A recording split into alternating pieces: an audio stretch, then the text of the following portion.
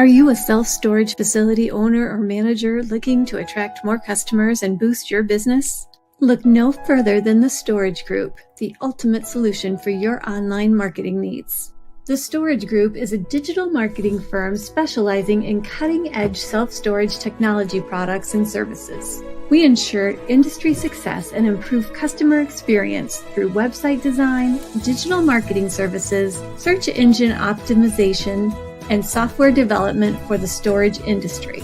And the Storage Group's Click and Store is self-storage's only rental suite. This is more than a rental tool. Click and Store Online Rental Suite is an extensive platform that optimizes revenue, enhances rental security, and increases your facility's visibility. We pioneer, innovate, and create. Our experts develop proven digital marketing strategies catered to your needs. With extensive search marketing research, we drive client success through their websites. Contact us for more information at www.storageinternetmarketing.com or call 407-680-2235. Are you a self-storage owner or operator looking for service providers to help at your facility? Well, the Storage Business Owners Alliance, also known as the SBOA, has you covered. The SBOA is a premier online hub for connecting self-storage owners and operators to industry-leading products and service providers. We provide one-stop shopping for your business with exclusive offers to save time and money. At the SBOA, we believe by coming together, we help owners and operators grow revenue, gain purchasing power, reduce expenses, improve efficiencies, and increase profitability. We also offer many resources such as our conferences and Self-Storage Unlock webinars to help self-storage owners and operators gain the knowledge needed to become more competitive in the industry. To become an SBOA member or to find out more information, please visit www.thesboa.com today. We can't wait for you to join the Alliance.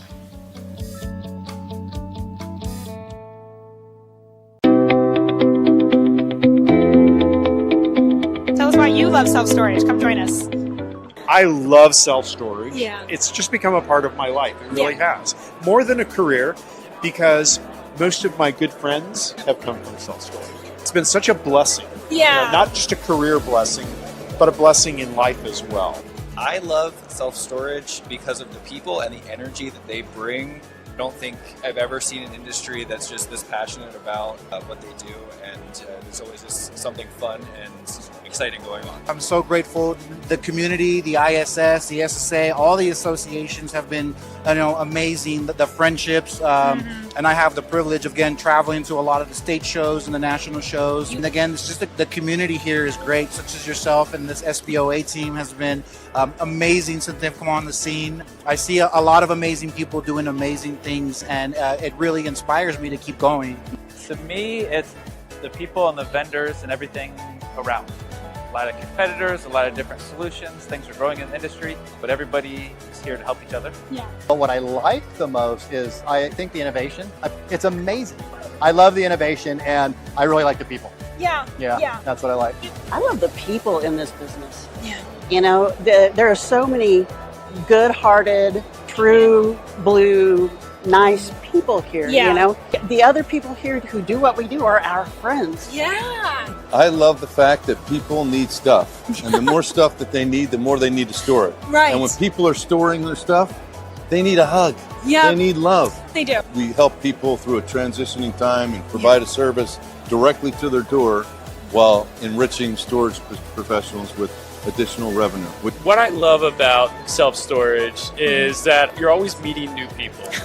Always. I love to just have a conversation with people, hear their stories, hear about what they do, because there's so many different things in the self-storage industry that you can be into, whether it be software development, tenant and commercial insurance like what we do. There's a lot of different colors and mixes in the industry, so that's what I would love about it. And also the conferences have some great venues too. So that's always a good perk, right? My favorite thing about self-storage would have to be the opportunity to work with powerful and supportive women like yourself and Iris and the rest of the entire industry as a whole. I think a theme for women in the industry is women empowering women. Very much comes across, whether you're a competitor or not even in the same technology or magazines or anything in the space. Everyone supports each other and is willing to help each other and provide feedback and resources. And that is huge in this space. And probably the thing I love most about the industry is the people.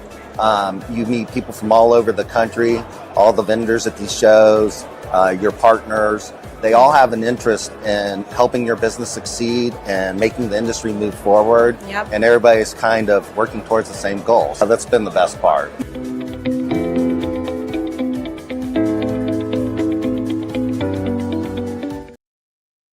Good morning, everyone in self-storage land, and welcome to today's Self-Storage Unlocked webinar, sponsored by SBOA Insurance Services. I'm Iris Segan, president of the Storage Business Owners Alliance, better known as the SBOA. And today we're going to dive into how to be smart with your pay-per-click strategies. As small owners and operators, we want to show you how to make every advertising dollar count with high impact and low cost strategies. First, before we get started and I bring on our panel, I want to just give you a few audience reminders. The first 60 minutes of today's webinar, this is a newer format for us, will be, our general session. So everyone's invited, it's public, and then we have an extra 30 minutes at the end, so it's a total of a 90-minute program. The 30 minutes at the end is for VIP members, and I want to let everyone know you can still become a VIP member if you're not one already. And we have the link right down there at the bottom. Maybe Aaliyah's put it in the comments too. So you can just click on there and go in and become a member today, and you can still catch that extra 30 minutes at the end. And I do want to remind you that you can drop your questions in the chat at any time. I see some of you have already started saying hello. And we have a special reward for our most active poll and question participant today. Be sure to answer those polls when they come up and ask your questions. Get them answered live from the experts. We have them here for you. And our winner for the most active participant will get a $20 Starbucks gift card. We'll announce that at the end during the VIP session. And the replay of the general session will be available on our SBOA YouTube channel after the event. We'll have that link at the end. If not, Aaliyah can even put it in sooner. And with all of that, I'm going to go ahead and bring up Jeannie and Daniel, both of whom are from the Storage Group. How are you guys today? Wonderful, wonderful. Thank you for inviting us. This is great. Thank you. You always bring so much knowledge and great tips to these webinars, and I'm really excited to get a whole 90 minutes with you guys today. Jeannie, why don't you tell us a little bit about you, what you do at Storage Group, and what Storage Group does for the industry? Sure. My name is Jeannie Dotson, and I am the marketing manager at the Storage Group. And the Storage Group is really an interactive agency. We work to make sure that self-storage owners and operators have a strong digital presence. It's as important as your physical location. You need to make sure, a lot of people, when they're searching for local businesses, and we know how local self-storage is, it's hyper local, you need to have a strong online presence. And we help you do that in a number of different ways, through websites. We have Click and Store, which was the industry's first online rental tool. We just launched an AI component that can help answer questions called Aiden Chat. And we do pay-per-click, SEO, social media. We never outsource. It's all in-house. And we're geeks, so we love to share our knowledge. So we're excited about this. That's great. And I know a lot of people do need help with social media. And of course, we'll get into that in a little bit. But hello, Danny. How are you today? Doing good. How about you? I'm great. Danny, tell us what you do at the Storage Group. So we're, as far as the PPC department, it's me and one other person. I've been there the longest. I've worked in the industry as far as Google Ads is concerned for about 8 years now. So I've worked in a lot of different industries, which is good because it gives you a little bit more of a broader range on how things work across the board as opposed to just one specific industry. So I've been able to bring some cool different ideas over that have ended up working out pretty good for this specific storage industry. So, and I've been with the storage group now for coming up on 2 years. So I feel like I have a good understanding of the industry as a whole. That's awesome. Yeah. So what do you love about self-storage? We had that little video before we started. I'll ask both of you. Yeah, as far as for what I do with the PPC side of the house, what I like about self-storage is that it is local lead generation mixed with a little bit of e-commerce because people can sign up online and check out. So it has that aspect to it. But since it's lead generation, it's more of a local focus as opposed to, trying to target an entire state or trying to dial in a campaign for a whole country. It makes it a little bit easier, Now, with that, each area is different, so it varies on the tactics you have to use. Depending, it could be a city over, and it's going to be a different type of clientele. So it keeps you on your toes. It's fun. Love that. What about you, Jeannie? What do you love? You've been in self-storage a little bit longer than Danny. Yeah. Even though I've been doing digital marketing since 2000, I started in television working in promotions and marketing. In 1994, but 2000 I started with digital marketing, and actually for over a decade now I've focused digital marketing on self-storage as well as boat and RV storage. We're actually very different clientele with that as well, but what I love is it is dealing with people during those transition times in life, whether it's downsizing or relocating, deploying, starting college, ending college. And I love that there's a higher need, people, that's their stuff. I always think about that's their stuff and they're trusting you with it. And I love the people that run these facilities just because they care about that. They're in, they want to know who rents from them. They want to have a good understanding. But it's just a neat industry that I don't think many people think about, but you have to understand them because some people only need storage at certain parts in their life, but when they need it, they're usually in a kind of desperate situation, not desperate, but an important time. And so I like that part of it. I like that whole part of it. That's fantastic. Well, I want to get started. We'll talk first a little bit about market conditions in 2025. And I know you all have a presentation. I don't know if you want to bring that up now. Yeah. You can get through the beginning slides and we'll go from there. Okay. So we introduced ourselves. Today we're going to have a lot to go over. We really wanted to give an overview. We're getting more and more questions about pay-per-click. So we really thought it was spot on to have this webinar at this time.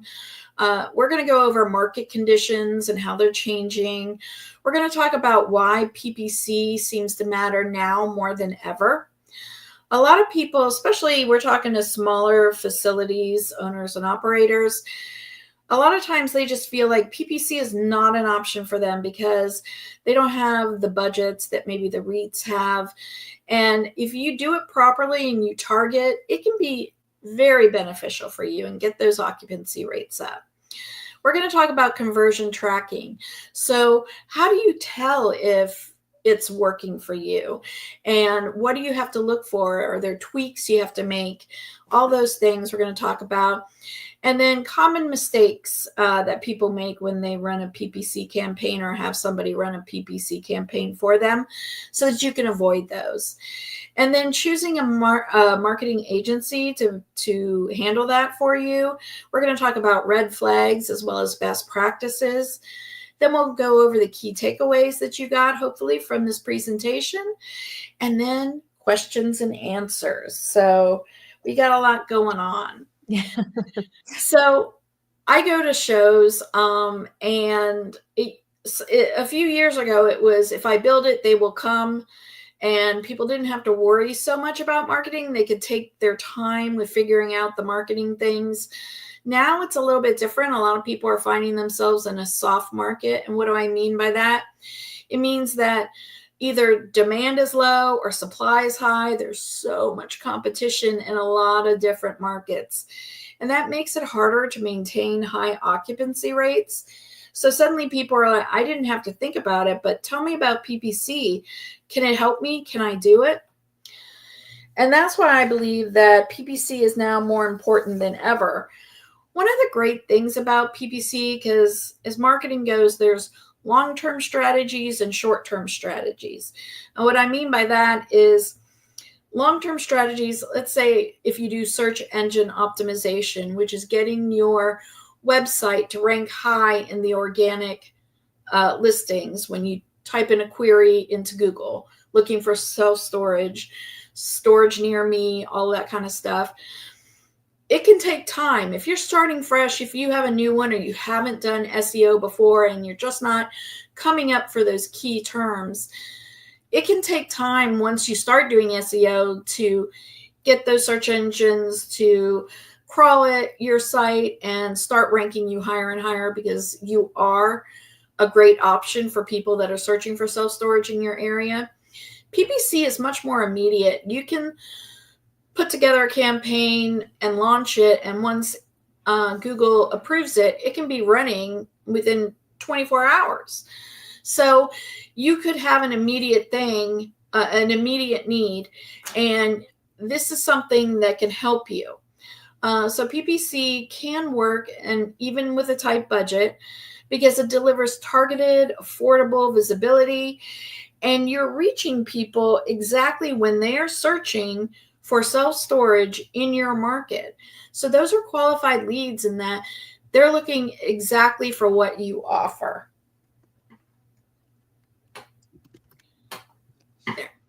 So one of the important things about PPC is being visible when you do a Google search and you get the results page. So everything's an acronym. Sorry if I keep using them.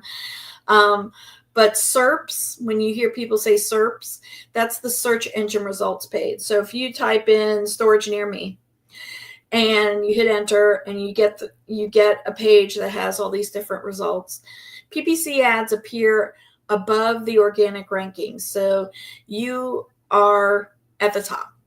And then it also provides this immediate visibility, hopefully provides traffic to your website, as well as the ability to fill maybe some units. Say if you have a lot of 5x10s and you just haven't been able to rent them out, you could create ads specifically targeting them, possibly with a special, and hopefully that would be a way for you to move that inventory. Some of the benefits for small facilities is that it helps you to compete with the REITs. You can appear alongside the REITs, and you can, they may have a larger budget, but when you're there, your ad's right there next to them. It could be that right now you feel like they just have so much at their disposal. This can put you at a much more level playing field. It also helps drive local traffic, because not only are you targeting storage units, storage locker, wine storage, boat and RV, boat storage in your area, but you can target where your ads appear. And Danny will go into that much more, but you can geo-target, so you can do radius, you can target in all sorts of ways to make sure you're getting local traffic. If you're not in Boston, you don't want people who are in Boston looking for storage. You want people in your local area that are looking for storage. And this is a great way to do that. And then, like I said before, you can promote specials. So that might be another way. Let's say you see what your competitors are running in their PPC ads, and you're like, I can beat that price. We beat that price. We need to highlight that in our ads. Or if you want to do specific ones, if you're really trying to rent out some of the sizes that just people aren't coming in and necessarily renting, you can create ads that are specific for that and maybe do a special with that. So it helps you with all those things. I'm just going to jump in real quick Yeah. here and just remind everybody that we did have a poll question. Yes. Our first poll question was, have you ever run a PPC campaign for your self-storage facility? I see Corey and Tamara both said they have. I'm curious, Tamara and Corey, how did that work for you? Did you hire someone? Did you do it yourself? And was it difficult? Yeah, I wanted to ask some of these questions so we could get an idea, because some people it's brand new to them and I'm throwing a lot of terms out there. Some people are much more familiar with it. So hopefully I'm kind of helping both with this. But in the questions and answers, please let us know if there's some clarification you guys need. So the good news with PPC, like I said, it allows you, even the smaller competitors, to stay visible, which is what it's all about, and to stay competitive. And if you create the right budget, you target the right keywords, your ads are strong with a strong call to action, it can be a cost-effective way for you to rent storage units. Now, a lot of people kind of have this notion, I get this from the questions I'm asked at different shows, they kind of feel like they either have to do PPC or SEO. And I wanted to bring up that it's really done well. It can be a really good tool to use them together to enhance each other. So with PPC, like I said, it's more immediate. So if there's certain inventory that you have you want to try to promote, SEO, you don't pay for people each time they click on it. Obviously with the ads you do, but if you can get high enough rankings, then there's times when you may pause your PPC campaign and then bring it back when it's change of season or you feel like your occupancy rates are slipping. But they can really be used to enhance each other so that you're using a short-term as well as a long-term strategy. Also, if you find your competitor is just really ranking well and doing well for a term, you know your people are searching for, you can use PPC to target those keywords that maybe organically you're not showing up for while you're working to improve your organic rankings, and that can fill in the gap kind of a thing. So there's a lot of different ways that you can use it. So think strategic with them. Another few things I wanted to talk about and just remind people of is if you use PPC and SEO together, you can maximize your results. Definitely, you can increase your visibility. There are some people that look at ads and that's what it's at the top. They look at those. There's some people that know that those are ads and they're going to look at the organic. So another way to use them together is to appear in both. A lot of times people feel it gives credibility to also show that you have good rankings organically along with your ads. It takes up more real estate on your on the search engine results page, the SERP. And then, like I said, it's a balance, the combined of the short term and the long term, so that you are creating a strong digital presence for your self-storage facility. And then, like we talk about, self-storage is hyper local. There's only so far people will drive to go to a storage facility. So you need marketing tools that are very localized so that you're not wasting your money reaching people that are not going to use your facility. So you can definitely use these two things together in order to strengthen your local reach. And I think we have another poll. Is that correct? Question?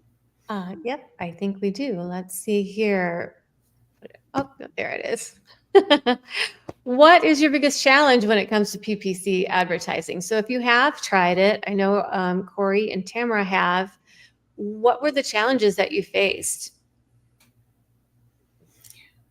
Yeah, that's always important to know. That way, maybe at the end we can help you guys or give some suggestions. The next few slides, I'm going to turn it over to Danny. He's going to talk more about what to do within your campaigns and go into greater detail about those things. So, Right. Danny, take it away. So when it comes to starting with your monthly budget, the best way to kind of figure out for your market where you should be at, or, within budget reasonably, obviously more is always better to an extent. But using it under the tools option on the Google Ads navigation bar, there's the keyword planner. In the keyword planner, you can search basically based on the site. It'll give you really good keyword ideas. And then based off those ideas for that specific area, because you could geofence it to your local city or your county, however far out you want to go. And with that, you could see what people are willing to pay in your area for cost per click on the top end of the bid range and on the low end of the bid range. Because essentially Google Ads is just, it's an auction house, and you're bidding against competitors to show to these prospective clients. So let's say, for example, the top of bid range in an area is around $20, but the low end is around $2. You could either go to the top of that range and say, okay, I'm going to set my daily budget at $20 daily, or you can meet it somewhere, a little bit lower and say $15 daily. And it's just kind of a feeling out process. Now, what I will say is in the beginning of a campaign, the more money you could throw at it in the beginning, the quicker you're going to optimize, because you can get more impressions, and it gives Google's back-end AI a lot more time to, or a lot more data to go off of to see who's most likely to convert. And that gets into the bid strategy a little bit. And I'm sure I'm going to go off on tangents this entire time. I'll try to keep it on point. Yeah, it's very difficult. But once you set that, Tamara already said her biggest challenge for them with PPC is managing costs and maximizing ROI. So, it's timely that you're talking about budget right now. Yeah. And what you want to do is, I don't ever suggest setting, a target CPA if you're using, because you should maximize conversions bid strategy. A lot of times Google will want you to pair that with broad match keywords, but I've had better success using phrase match, but we can get into that when we get to keywords. But when you pair that with the target CPA, I would wait until you have at least minimum 20 to 30 conversions, which for each market's going to be different. Some of those will be within the first month. Some markets and lower budgets may take 3 months to see that, depending on how rural an area is. So once you get to like that 3-month mark, or that X amount of conversions, then you set your CPA. And within that same timeline, you can then take a look at the data and say, okay, based off of this and the conversions we're getting, now we could switch over to a maximized conversion value, which usually is the best bid strategy to use, but it takes time to get there. It's, even though PPC is much quicker to optimize than SEO, it still takes time to get it dialed in. It's not like you make the ads and then tomorrow morning you're getting all these conversions and everything's awesome. It still takes a little bit of time to dial in. But yeah, that covers that for the most part. And as far as the geofencing, again, this is local lead generation. So you have to take a look at your specific area. Now, if you're in downtown Boston, you're probably not going to want to go farther than, say, 4 miles for your radius. And one very important thing to look at is under the location settings, when you are geofencing, there's 2 options. You have people that are regularly in your area, and then you have presence or interest.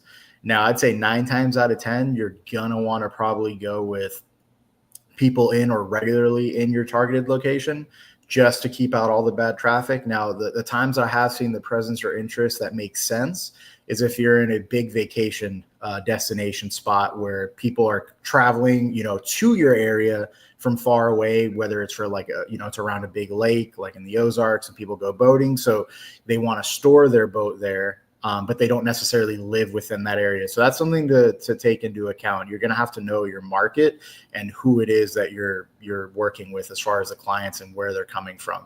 But again, 9 times out of 10, if you don't know or you're not 100% sure, going with people in or regularly in is going to be your safe bet.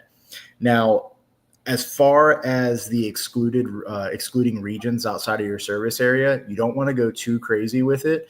You can see within your overview page of the campaign, where people are clicking on geographically, where those clicks are coming from, or if you're using Google Analytics, you can see that. So if you're going with presence or interest, I would 100% recommend monitoring that heavily, because you want to start to exclude the other countries. Because generally speaking, people aren't going to store both. They're, searching from Bangladesh when you have something in like Missouri, so there's, it's basically just determining on who your target market is, which setting you have selected. Now, if it's people in or regularly in, you don't have to exclude as much, just because the ad's only going to show to them if they're within that area on a given day or regularly within that area. So if they're driving an hour regularly to your area, then I wouldn't want to exclude the county over, essentially, because they may actually have good traffic there. So as far as going over the keywords, now when it says add, local terms, this is more geared towards when you're building the ad themselves. It's good to include the city names. So for example, self-storage or Asheville self-storage. If you live in Asheville, North Carolina, that's where I'm at. So you'd want to target a lot of city keywords. But as far as the keywords themselves that you're using for the search intent, you don't have to include city names within those, because if you're geofencing it already, if somebody's searching self-storage near me, it should only be popping up for them, generally speaking, if they're within that, people in or regularly in that targeted location. Now, as far as picking them, what I would suggest is using that keyword planner. And when you narrow down the keywords you think you want, just verify with the bid ranges that you're getting the most bang for the buck, because usually it'll tell you the competition, if it's low, medium, or high. And the high competition keywords in your market are always going to be the most expensive, where it can get to like $20 cost per click. So what you want to do is look for something very similar to that high intent keyword or that high competition keyword that may have the smallest variation, but if you're using phrase match, it'll still capture those same searches, but you can get it at a very reduced rate. And that could be anything. You'll be able to look at those keywords that are being searched for and determine, okay, that's almost identical, but this one is way cheaper, low competition versus the high competition one. So that's my biggest piece of advice, is right there, because that's going to save you a lot of money. Yeah, that's a great tip. And I do want to remind the audience, we had one more poll question. What is your primary goal for running PPC ads? Have you even determined that yet? Do you know what your goal is? That's something you want to kind of have sort of a worksheet, I guess, guys. If you're creating a strategy, the number one thing is, what is it? Exactly. And that way, if you're achieving it or not. Are you working towards that goal? The great thing about PPC, and we're going to go over it a little bit later, is it is so trackable in a lot of ways. So you can see how many impressions you're getting and how many clicks and all sorts of stuff, but you have to understand what those all mean. So Danny, if you want to continue on. Yeah. So when it comes to writing all the ad copy or the verbiage within the ads themselves, again, this use local terms is kind of reiterating using your city name, or if you're very familiar with that area because you live there, if they have different kind of lingo that they use for those areas. Like I know when I live in a certain area, people call things a certain place, but if you look on Google Maps, you will not find that name. Things like that, because it shows, local ownership, which is good.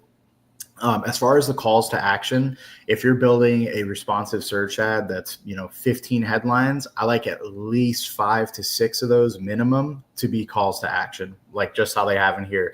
Book online today, easy online rentals, call now for discounted rates, things like that, basically to try to pull them in. Because if you just load it up with self-storage, lingo, it's not going to convert as much. You have to have the calls to action. People need to have their hand held in order to complete the purchase. I think that's very true with any marketing. Is what's the next step? You have to think, what's the next step to get them to take it? And I can't tell you how many ads I see, and I'm like, okay, you piqued my interest, but it doesn't tell me what to do next. I am interested. Now what do I do? And it seems silly, but it actually is. That's the way the mind works. So Make Yeah. sure you The do that. easier the process is and more drawn out for the potential client, the more likely they are to sign up. The steps to sign up should be very simple. It's either a phone call or a quick online purchase with as little steps as possible. Exactly. And as far as the benefits, just on that last one, under the responsive search ads, because I would imagine most people, the safest place to start is with a search campaign. There's all different kinds of campaigns in Google Ads to run, like performance max, demand gen, and obviously this one doesn't relate, but shopping. I want to say there's close to 8. But with that, there's a call out section listed under the responsive search ad while you're building it. And you can include things like this, all the perks, and it'll throw it into the ad copy as additional space to take up, which is good. And then as far as the discounts here, if you can come up with a promotion, even if you have to raise prices to then initiate the promotion so you stay at the same price, when people think they're saving money, the ad conversions go up through the roof. So if there's a 20% discount or save $30 or first month free, any of that makes a massive difference. If you're not running a promotion, you're losing out big time on conversions. They will click onto your ad and go with you just based off of the thought of saving some cash. Right. And responsive ads, can you go into that? Because you're using that term, but I'm not sure everybody understands, or do you want me to? So within a search campaign, you have pretty much you have 3, I guess, different ads that you can run. You can run a call ad, a responsive search ad, and a dynamic ad. So the difference between, because of the 2 most popular, dynamic and responsive search ad. So with a responsive search ad, you are in total control of all the headlines that you're building, as well as the descriptions and a lot of other things like the call outs, the snippets, the types of images that you would add. Whereas with a dynamic ad, you're almost, and I suggest everybody runs a dynamic ad alongside the responsive search ad. Because you're almost competing against Google to see who's going to do better. With the dynamic, Google will pick the headlines based off what the person searched and show them headlines they think would be most likely to pull that client in. The responsive search ad, you never know exactly what the ad's going to look like because you're choosing 15 different headlines, 4 different descriptions, and it will start over time to change the combination of using 2 to 3 headlines with 1 or 2 descriptions, and it'll go through these different combinations until it finds what's converting the most, and then it doubles down on those. So yeah, I don't want to go into A/B testing right now. I can go. Right. Spend a lot of time just trying to trail. You can tell it, okay, here's different headlines you can use. Here's the first line of copy you can use. And you give them like 3 or 4 different ones. The trick with it is they run it in any combination. So you have to make sure each line says something by itself, because it may not be followed up with the line you put under it. It may be, they may pick B but C for the third line of copy. So each statement, the headline, and there's 2 lines of copy, they could be used in any combination. You give them like 3 or 4 different options.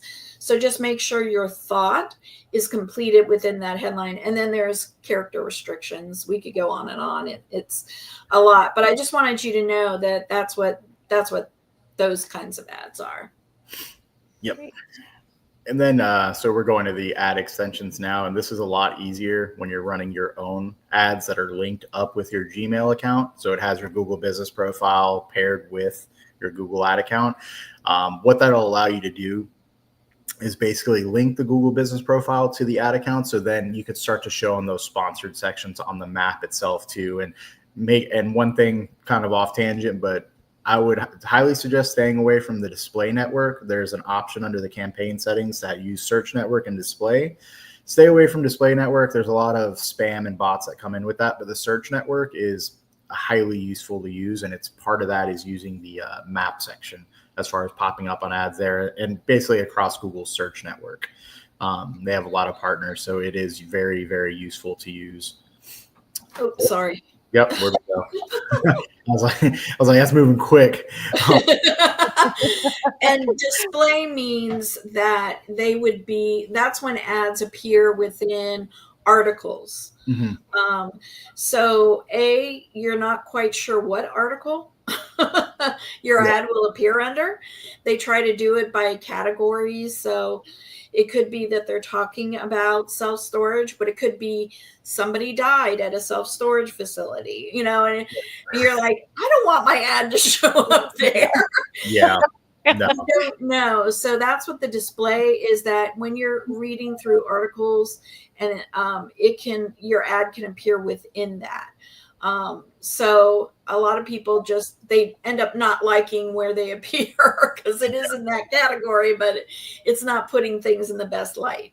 Yep, 100%. It's a lot of things get shown on like the news websites and things like that. I'm sure everyone's seen ads on the side of a news website, and that's kind of what that display network is. Just so if anybody had any kind of idea of what it looked like, basically display paired with an image and shown on a different website.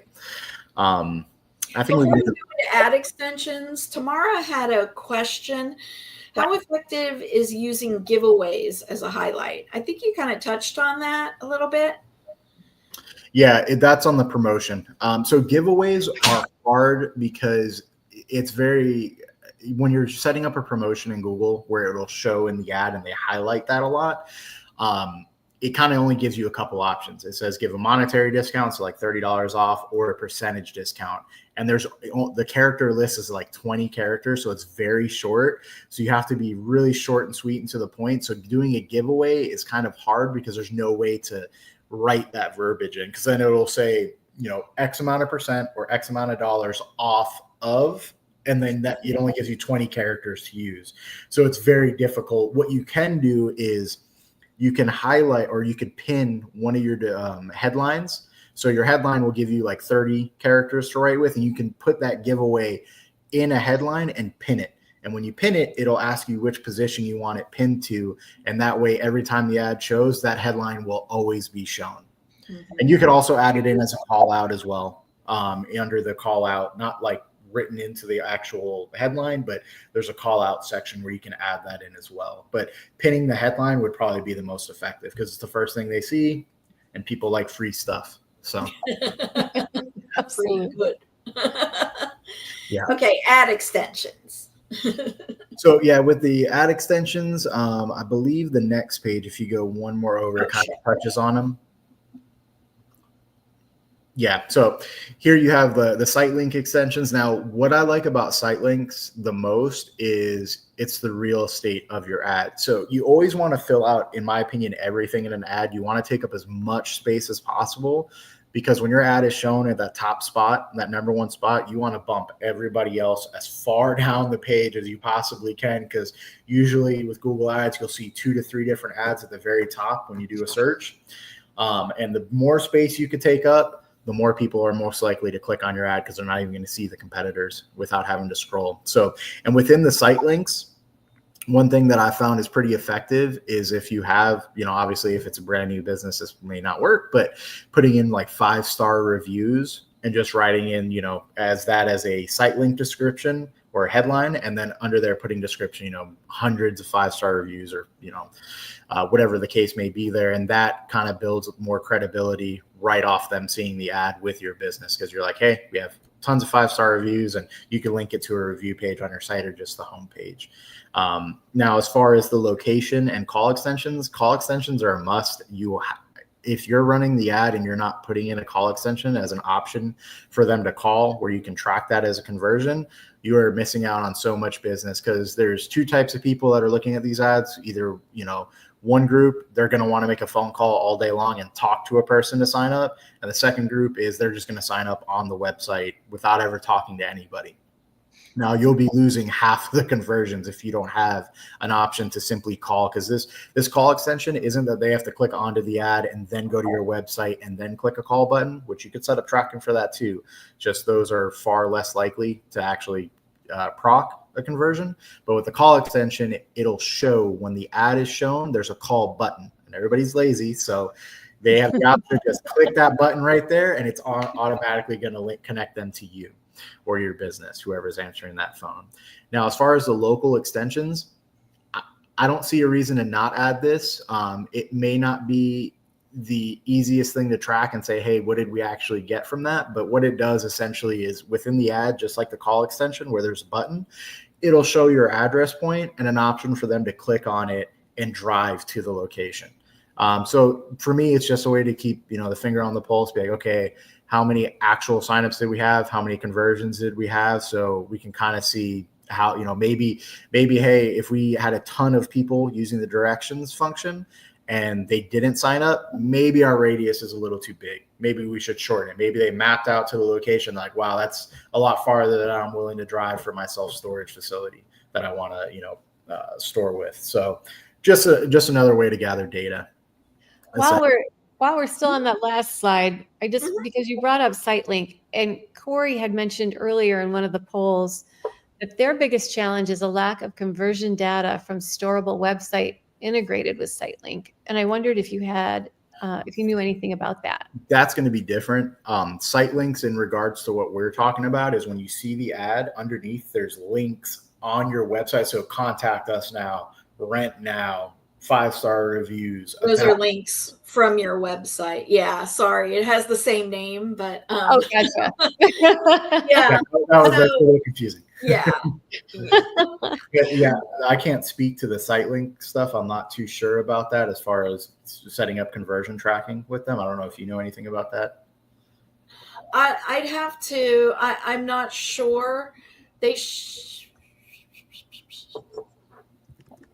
Yeah, it would have to be almost like their thank you page, something that would let them know that something has been completed, that you could put the Google tracking code on, so that they can track it all the way to the conversion.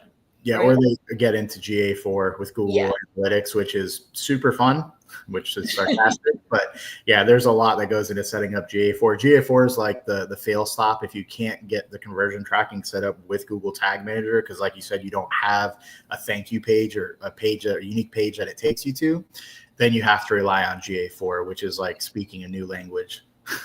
And GA4 is Google Analytics 4. It's their latest analytics that they switched and got rid of the old one, which everybody loved. And because it's Google's world and they just allow us to live here, they didn't ask people, and it's much more complicated to get them. We could do a whole 10-hour course just on GA4. Yeah, and as soon as you got done, it will be different because they'll have changed it while you're doing exactly. Everybody's like, the other way worked. They're like, no, we're going to do it this way now. There's definitely always a way to get it set up and get it done. It's just it may be a lot more involved than just using Google Tag Manager and a quick setup. So yeah. And some other things. Now, these, just to reiterate, because I know we keep talking and we don't want to lose anybody. So the ad extension, so you have your headline and 2 lines of copy in your ad. And then these extensions are things that go under here. So you're taking up, like you said, more real estate, because you can add these different things so that your ad becomes bigger and bigger on your website. So we're talking about the different things you can add below your ad that will give more reason for them to click on it. So let's talk about structured snippets. Yeah, so with snippets, it's just another way, like you just mentioned again, to take up more real estate and just to bring up features. Like if you have electricity within the storage units, that's something that may separate you from the competition. Or there's climate controlled units, whether it's drive up units. You just want to highlight things about what you guys are offering to help you, 1, stand out, and 2, mainly to take up more real estate. Taking up all the real estate is what you want at the end of the day. You want the biggest ad possible. So make sure that in the beginning, when you start your Google Ads campaign, it won't really allow you to use images. But after 2 to 3 months, you will be able to. And the second that happens, you need to be putting in some quality images in there, because that takes up more space and builds up more relevancy to the ad and what they see. People like to see stuff. And you have to realize a lot of people, okay, so like I talked about, this is their personal stuff. And so they're very, with me, I've worked hard for everything I've gotten. So I want to keep things safe and secure. This is a great place to put things like 24-hour access, if you have that, or gated, secure cameras, anything like that that makes them feel better about it, because they may not know anything about your storage facility, but you're trying to build trust really quickly. very quickly. So, but yeah, and then also too, you can add prices in there. Now, as far as the pricing goes, there's two ways to look at it. Either it's a quick, hey, don't click on my ad because obviously my pricing is not within the range that you were seeking, or it's that you guys are offering really affordable self-storage. So you want to harp on that because it's going to help you gather more clients that way. So two different ways to think about it. I'm not a huge fan of price extensions. We use them sometimes in those two cases, but if it's just, if you're in the middle of the pack as far as pricing, there's nothing really to highlight there, whether, so, I wouldn't harp too much on the price extensions, but again, it is a way to take up more real estate because it adds a bunch of boxes at the bottom that show, the different prices for the sizes. So something that you could definitely do. I'm just not the biggest fan of it personally. All right. So yes, Google Tag Manager and GA4. Sorry. That's it. That's all the time I had. I don't want to talk about Google Ads. So as far as the conversion tracking goes, this is pretty much one of the obviously writing good ad copy and building a good ad is incredibly important, but without this part, it means nothing. So a lot of times when people don't understand Google Ads, they'll say, yeah, I'm running a maximize click bid strategy and I'm getting a ton of impressions, a ton of clicks. And I'll ask them, I'll be like, okay, that's great. You have a great click-through rate. What's your conversion rate? And they have no idea. And to me, that's just, we're just throwing money to the wind because we don't know what we're actually getting, what we're getting in return for this. It's kind of like comparing digital marketing where you can show exactly what you're getting, what your conversions are versus, doing like brand awareness with, a billboard or a magazine ad. And it's like, those are cool, but you don't know what you're getting. And the whole selling point behind the digital marketing is that it's tangible and you could see, hey, I spent this much money. These are the conversions I got and it led to this much, revenue. So we could see what we're getting. So with these, I would say the two main tracking things that you need to have is phone calls and actual signups. I know some people have reservations and stuff. That's perfect too. You could set that up. Granted, that's, you're not getting exact money for that, but you can see what traction you're getting from the ad itself. And you could follow up with those leads later on down the road for the reservations. I like to prioritize, obviously, the signups because if you can have people sign up directly online while you guys are closed at night and you're sleeping, that's ideal because you're actually taking that money in. Now, when you set these up, what you want to do is with the conversion values, and when you go under the settings, under the conversions, there'll be conversion values, and that tells Google what you're prioritizing. So for a direct sign up, if you set it to $50 or $100, whatever it may be, and then you set your call conversion value to $20 because it's not a guaranteed sign up at that point. So you want Google to prioritize the actual sign up. And you mean reservation when you say sign up? Reservation, right? A rental or an actual checkout, where they actually sign up and they give you money when they give you money. That's the important thing. So what that does is it lets Google's AI on the back end of the bid strategy know, hey, we should be prioritizing and searching for these types of clients.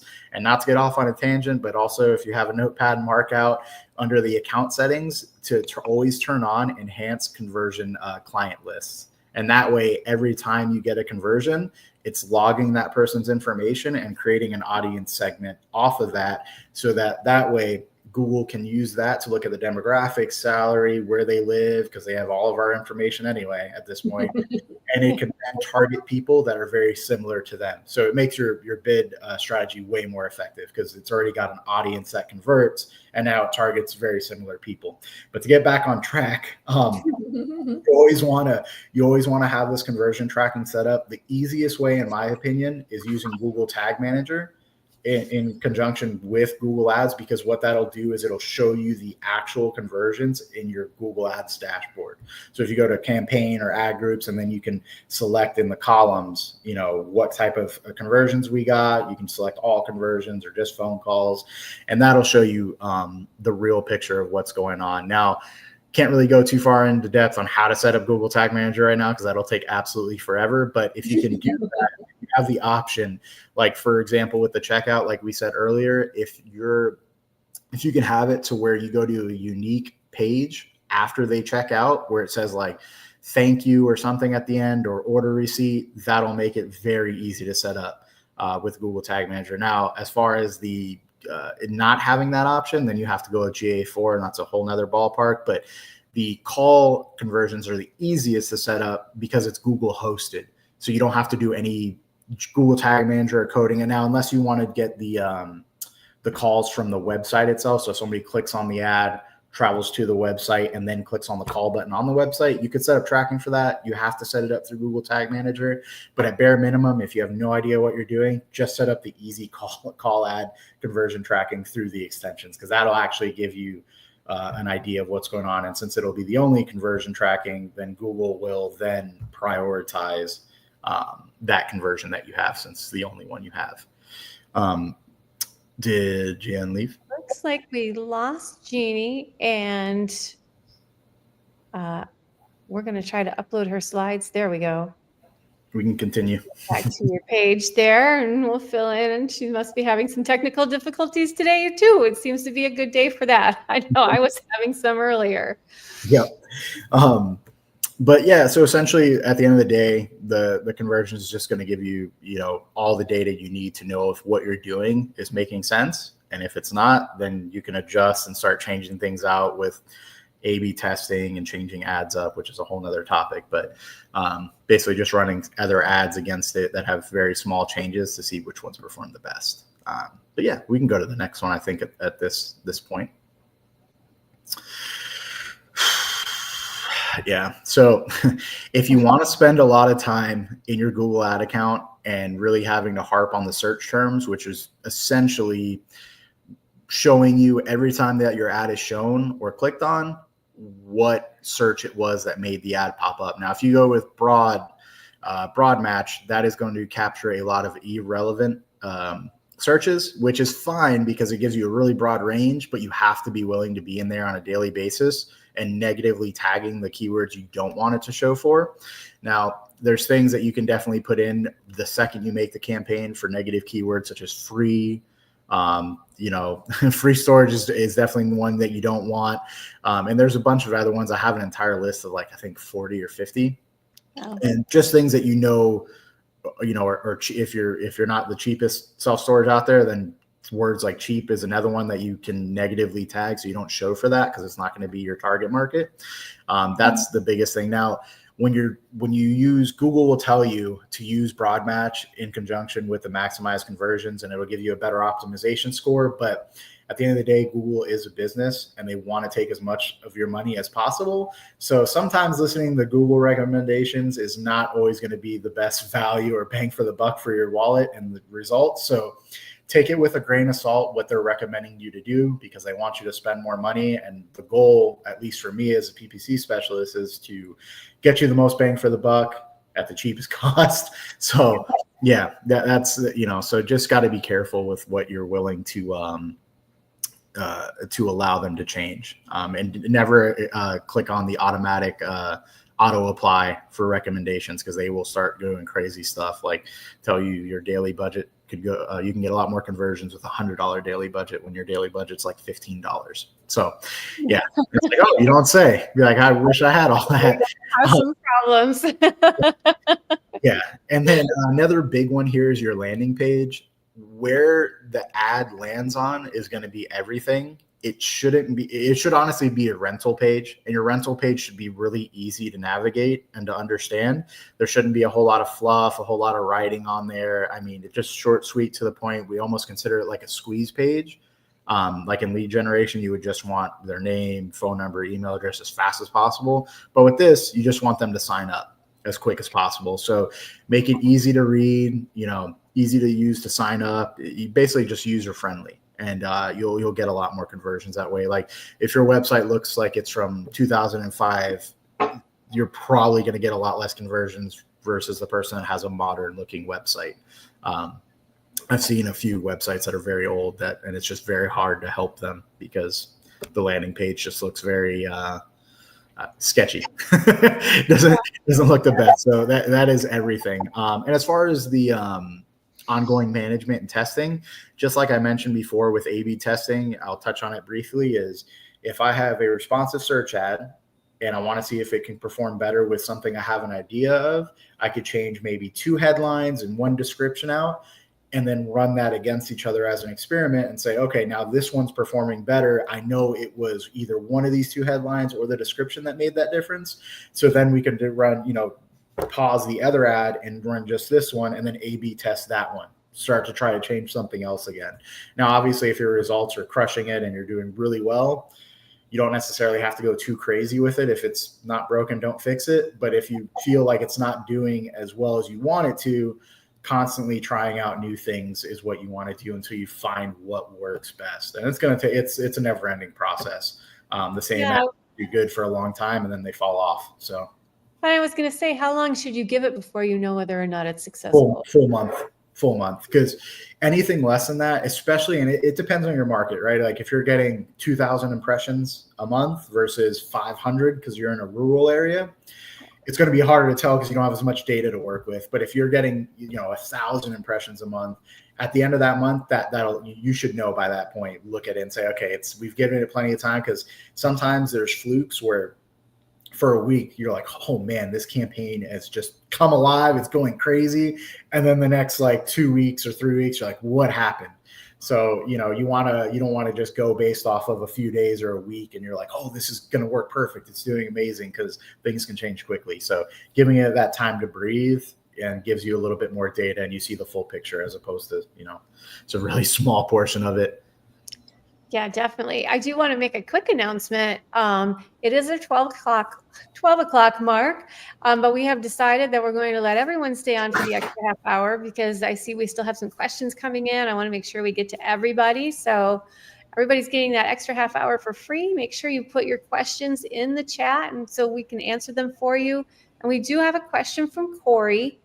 She said, Google keeps pushing PMAX. Can you explain what that is for those who don't know? And how do you feel about using it for self-storage? Yeah, so PMAX campaigns, essentially what it is every single offering that, basically every type of campaign that you can run from Google's options of campaigns, it runs all of them for you. They're pretty easy to set up. They have a lot of AI, in it, where they can generate assets for you with a grain of salt. Some of them are good, some aren't. So you definitely want to make sure it's all tailored to your specific area. We found pretty good success with the PMAX campaigns, but it's going to be something where I think it's supplemental to a search campaign, because it does include search campaign within it, because it's all the campaigns. So it has a search campaign within the PMAX campaign. Sorry, it's a lot of campaigns.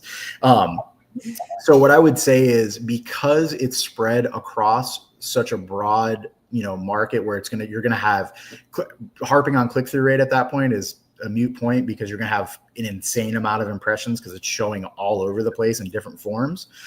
I would say you wouldn't really want to run a PMAX campaign on less than a $25 daily budget at minimum. The more you can put into there, the better.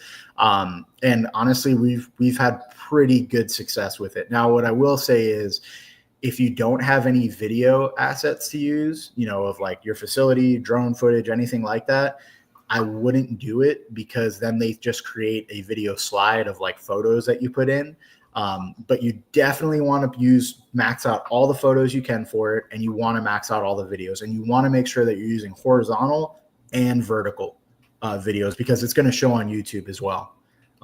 So it'll show on YouTube for vertical with their YouTube shorts. It'll pop up in there, and then on regular long form videos, it's going to pop up as the horizontal ad. But yeah, I would say as long as you can do $25 daily minimum budget, and you have good videos and good photos to use, the PMAX campaigns seem to perform really well. I want to say that recently we went from seeing I would say maybe $25 to $30 cost per conversion, to where one of our Performance Max campaigns right now is getting more conversions, and it's at $10 cost per conversion. Now, it's going to take a lot more work to monitor those campaigns, just to make sure you're not getting any spam or anything like that. But so far it's been pretty good. I don't think it's perfect for everybody, but it's definitely worth a shot if you've got the budget and the wiggle room. I would give it a shot. Great. Okay. I wanted to, sorry. There's a few more slides we had. We wanted to go a little bit into if you're thinking about outsourcing a digital marketing agency. I wanted to talk about red flags just so that you guys have an overall understanding of different things, something to look out for. Some of the things we talked about was vague reporting. I know one of the comments is, that you get reporting, but you don't want a company that is just going to send you, here's what your campaign did, and you get all these numbers that say things like impressions and clicks and click-through rates, but don't have the analysis behind it or the calls one-on-one. You want to look for a company that's going to explain to you what that means and what they're seeing from your campaign. You want to also avoid long-term contracts. PPC, you do want to run it. You don't want to willy-nilly shut it off and like Daniel said, you want to be strategic about it. You want to make sure that you get enough time so that it can learn the best things, you can optimize to the best results. But you also, there's going to be times you're going to need that PPC to enhance things during your slow season, if you have that, if it's cyclical, or other times when you definitely want to ramp it up. So you need to be able to have the flexibility to do that. Also, when people don't know anything about the self-storage industry, you don't want to, some digital marketing agencies are more used to national campaigns, regional campaigns, state campaigns. Like I said, self-storage is hyper-local.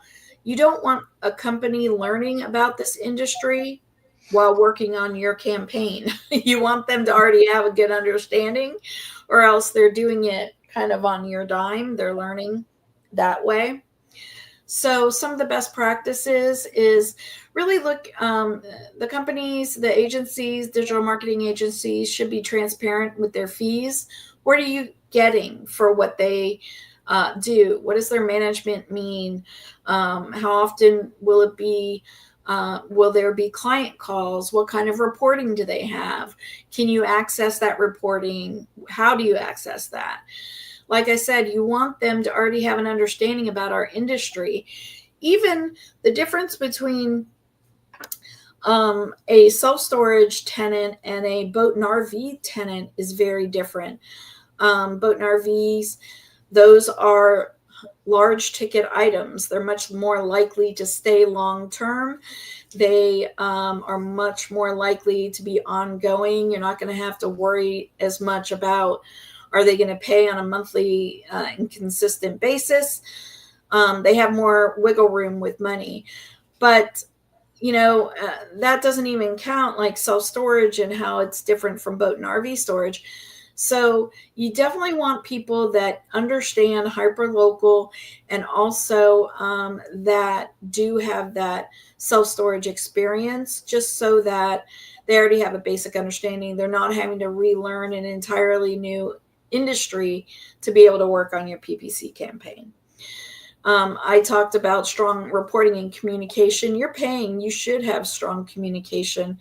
That way you can let them know when you have a new competitor that just moved in across the street, or some shakeup that might be in your area. And like I said, integrate it with local SEO. Targeting locally is definitely a skill, and you want to make sure that they have it. So some key takeaways, Danny was great about giving you a lot of useful information about setting a realistic budget, targeting high intent people who are searching for storage in your service area, and making sure that you're reaching them with your ads at the optimal time, and then tracking results, understanding what those results mean so that the campaign can be optimized for better performance. Are some keywords producing, but at a really high click-through rate. And if we pause certain terms that either aren't working or are costing too much, can we get it redistributed so that the keywords that are maybe a little bit less expensive could be working for us as well. So just it's a very strategic thing, definitely, with pay-per-click, and understanding the data, having somebody that you can bounce ideas off of, and also do the analysis of what these things mean will go a very long way. And then we're to our question and answer section. So great. I have a couple of questions for you. So we were just talking about the fact that you are a marketing agency. Do people have to have sort of a minimum budget that you expect for them to come to you? For PPC. Yeah, for PPC. You want me to answer that? Yeah. Yeah. I would suggest $300 a month for a monthly budget at minimum. And granted, it is going to be market dependent. But I would say that's like the bare bones minimum. Generally speaking, anything less, it's really hard to optimize, and Google doesn't really help in that in that aspect as far as optimization if it's less than that. But we have one guy that we're currently running for, and he's like, I'm so filled up, let's just drop it to $3 daily, and he's still getting, like, in his super small market, like 10 to 12 phone calls a month based off that, which is like for him with the small amount of clicks he's getting, I want to say it's roughly like a 20% call rate, give or take a few percentage points. So, but that's not the norm, but it's, not to say that I recommend that for anybody at all, but he also, his campaign's been running for well over a year, and he was normally at like $15 daily. But with him being so filled up, he's like, I don't want to cut it off, but we'll drop it down. And I've had people go, oh, you know what? Doing the thing like I talked about where I think I'm going to pause it for a while, and then I'll come back in a day or two and go, nope, I still want my name up there. I'm seeing other people up there. No, let's still run it. And I'll tell them what I have. I don't want to give that up. Sometimes you have to give it up to know what you're missing. Exactly. It doesn't take very long to figure it out, right? Yeah. Exactly. Yeah, lowering the budget is definitely better than pausing the campaign, just because when you pause, you start to lose out on a lot of data, and it goes back into bid strategy learning again. So you kind of restart the process a little bit. So lower budget's always better if you keep it going. Yeah, definitely a good tip there. And so you mentioned like that was probably your smallest budget that still produced some ROI. It was $3 a day. I want to go back to geo-targeting a little bit. Mm-hmm. So there's radius, zip code clusters, negative locations. Any of those seem to work better than another? Yeah, so zip codes have kind of gone the wayside. Like Google's really not even allowing it anymore as far as like the location targeting. But what I would say is radius seems to work the best. And the way the radius works is just like it sounds. It's, if you set it to 4 miles, it's 4 miles in, any direction from the facility. And that gives you a good broad range. And what's cool is if you know a specific neighborhood that's, you want to target or certain area, that's what I like about Google Ads, is that you can target specific spots. So even if it's like, there's a spot like, an hour and a half away or 2 hours away, but like we talked about the lake situation, that you have people coming from that area to your area and you want to solely target there as well. You could set a little radius point anywhere you want. You just click on it using the pin mode. And that way you can basically target wherever you want. That's the cool part about the ads versus the SEO, because you have control over that. Mm-hmm. Yeah, definitely. Did you touch on negative locations at all? Yeah, it's for me, it's more of the presence or interest. Every now and then, if you have presence or interest, you'll see a lot of like other countries popping up. Now, that's not usually the case if you have people in or regularly in, because it's only going to target those people that have been in those areas. So for there, it doesn't really make a whole lot of sense. But presence or interest, you're going to be in there a lot, adding like India and all these other countries that just very irrelevant. But apparently they have an interest in that specific area. So, right. The ads pop up, I guess I've seen it happen a lot. So, or if you're, there's two different, I can't remember. I used to have a client, and it was a city in North Carolina that gets confused with a city in South Carolina all the time. And we had to do that because we were getting crossover. And so there's just certain things like if you're finding you're getting traffic from someplace or what is happening, people get I forget what it was, but it was two cities that people get confused. I mean, to the point where people are known to fly into one airport but meaning to fly in the other. Yep. So we Kansas City. Yeah, exactly. No, it was like North Carolina and South Carolina. I'm like, they're not even that similar. What is going on? But apparently even the airlines like have to double check with people to make sure they're going to the right place. So yeah, that could have been crossover with using like an actual city name and a keyword that you want to use, because then if it will pop up if the city's down the street, it could pop up for that too. So yeah, that's why I like to just save the city names and everything for the ad copy itself and the headlines. Great. And my last question for you is, if you could only bid, Danny, if you could only bid on 3 high intent keywords tomorrow, what would they be and why? So each area is different, but the most popular ones would be, especially for phrase match, would be storage units, self-storage near me, and third one, storage facility near me. The for whatever reason with Google Ads, near me is one of the biggest searches for anything, but especially you throw self-storage, storage units, phrase match, and those would be my 3 picks. That totally makes sense because we are a totally localized industry, as you guys have said throughout this presentation. Yeah. And then some areas will say storage lockers a lot. And now in boat and RV, there's something condo. They call them garage condo. Oh, yeah. Condos.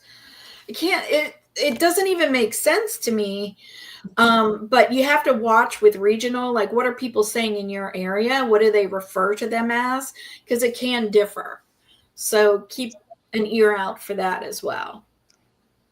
Wonderful. And so any last minute other tips you want to give to someone who is new to the realm of PPC, and how maybe a first step, how to get started? Sure. Oh, go ahead. Oh, you can go. If you got something, you go first. I would just say, don't think it's out of your league if you are a smaller 1 or 2 location. It can be used strategically, and you can definitely track a lot more than you can with other things. Like he had mentioned, some like billboards and all that kind of stuff. You're just looking at impressions that people get. Really doesn't tell you. This is much more trackable, and you are reaching people while they're in the process of looking for what you offer. So you can't get much better than that. So look into it, talk to people. We do have, I know this presentation will be up. The last slide actually has a QR code. You can scan it and fill that out, and you can have a demonstrate, like you can have a call with one of our salespeople and they can do a demo. They can go through things with you. Each facility is a little bit different and what your goals are. So that's a good opportunity for you to be able to have that one-on-one, kind of talk about what you're looking for and seeing if PPC will work for you, or if it's SEO, could be SEO to get you that. Great. Those demos are so helpful because a lot of times people, they come to the presentations and they're taking notes, but you don't really see how it works in the real world. Mm-hmm. So I recommend, if you're curious, take them up on that offer. Mm-hmm. Yeah, I would say on my end, if you're going to run your own ads, at least spend a couple hours or a few hours on YouTube. There's a lot of good information out there, and it'll probably set you off on a better path than if you just go in blind and just shoot from the hip and pray that you get some decent settings set up in there, because the initial setup is the majority of it. And then obviously it's the maintenance part. So if you're going to do it and spend the hard-earned money, you want to see results. So take some time and learn that. And if you don't have the time, then you could just hire us and I could do it for you.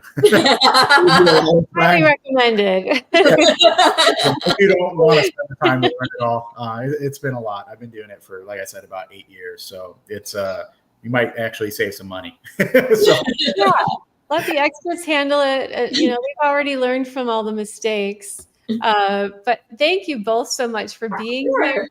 We really appreciate it. I want to let everyone know. Oh, Marlene says you're hired.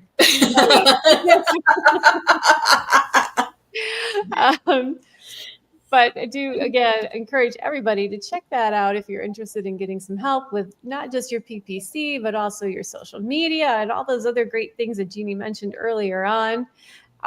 Thank you all. And I do want to let everyone know that you can see this presentation on our YouTube channel. It will only show the first hour because, of course, the last half hour was our surprise for you, whether you be a VIP member or not, but you still have to be a VIP member to see the full recording. And so next, I'm going to say goodbye and thank you. And I'm going to bring up Aaliyah, who has the name of a winner for us. Hold on here. I find that. Do we have a drum roll? Oh, we do. Oh, we do? There we go. I love that. Congratulations to Corey Garrett. Please let me know if I pronounced that last name wrong. I would love to know, but by a landslide if we really appreciate it. Everybody's comments in here. You guys are making me laugh. They're so much fun when people are just having a great conversation with great panelists. So thank you guys again, Danny and Jeannie. Yeah, and how does Corey get that card? Oh my gosh, of course. You're going to send an email to Mari at the SBOA using subject line SSU winner. I'm going to let that go a couple times and then I'll put it in the comments for you, Corey, if you're still here. But if not, we'll reach out to you and let you know. But yeah, thank you guys so much. She said she had to jump a few minutes ago, but we'll make sure she knows. We'll email Mari for you, Corey, and you'll get that Starbucks gift card today. Aaliyah, do you want to talk about any of our other announcements? What's coming up soon? Absolutely, yeah. Let me add. Oh, I'm sorry, my internet has been a little funky today. Can you guys hear me? Yep, we can hear you great. Maybe it's a bug. I think it's just going around that the internets are saying no today. So of course, first and foremost, our next SSU is going to be June 12th. And it's going to be with a whole slew of people who are experts on this topic, including David Myers, who's from SBOA Insurance Services, Dan Cosgrove, the CEO with Mercantile Systems and the power behind our mystery shopping and internal audit systems. We've also got Nicole McDaniel, who's an HR account manager with Alpha Staff, and Les Lent, who is the CEO with Get More with Les, a really fun, creative name. I love it. This is going to be jam-packed session. You're certainly not going to want to miss it. Again, it's the same rules apply. We're going to have that VIP access at the end with the additional 30 minutes. So if you haven't, make sure that you go register for our membership with SSU VIP for 50% off our annual contracts. You're not going to want to miss it. These are really fun people who, just like Jeannie and Danny, can chat and talk all day about this expertise, and I'm really excited to have them on. I'm really, really excited to have them on. Definitely. And yeah, I believe have I missed something? Well, we do have a summit coming up in June also, and that is going to be a virtual summit Thursday, June 26th. That is going to be 6 hours long. So there is a fee for that, but guess what? If you're a VIP member, once again, you're going to get free tickets. So the ticket is $125. A VIP membership is $99, and we're offering it to you half off today. So go get it today, and you'll get that summit for $50 in addition to all of the other benefits that we offer.